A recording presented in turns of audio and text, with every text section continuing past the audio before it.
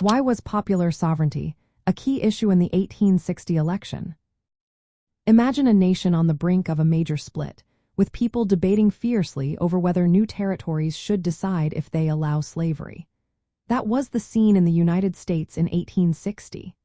The question of popular sovereignty was at the heart of this debate.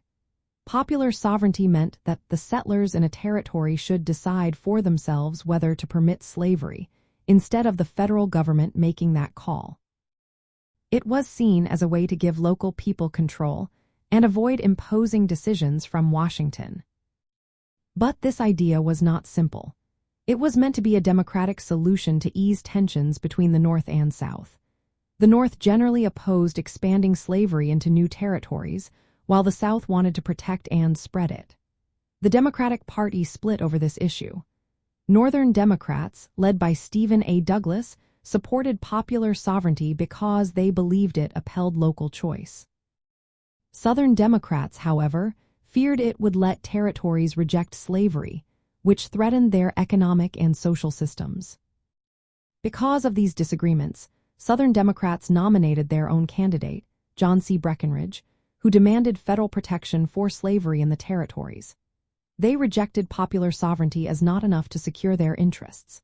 Meanwhile, the Republican Party, with Abraham Lincoln as their candidate, opposed the expansion of slavery entirely. They believed popular sovereignty was too risky because it could lead to more states rejecting slavery and upsetting the balance. The election of 1860 showed how divided the country had become. Lincoln won the election without any votes from the Southern states, highlighting how unpopular the idea of popular sovereignty had become in the South. This rejection was a sign that the South no longer trusted the political process to protect their way of life. Earlier, the Kansas-Nebraska Act of 1850 had already tested popular sovereignty. It allowed settlers in those territories to decide on slavery, which led to violent conflicts known as Bleeding Kansas. This violence made many realize that popular sovereignty was not a peaceful solution. By 1860, many Southerners believed that only federal guarantees could protect slavery, and they saw popular sovereignty as too weak. In the end, popular sovereignty became a symbol of the larger fight over slavery's future. It influenced how political parties formed their platforms and how candidates campaigned.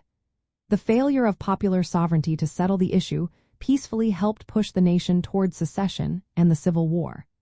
The 1860 election made it clear that the country was heading toward a major split over the future of slavery and states' rights.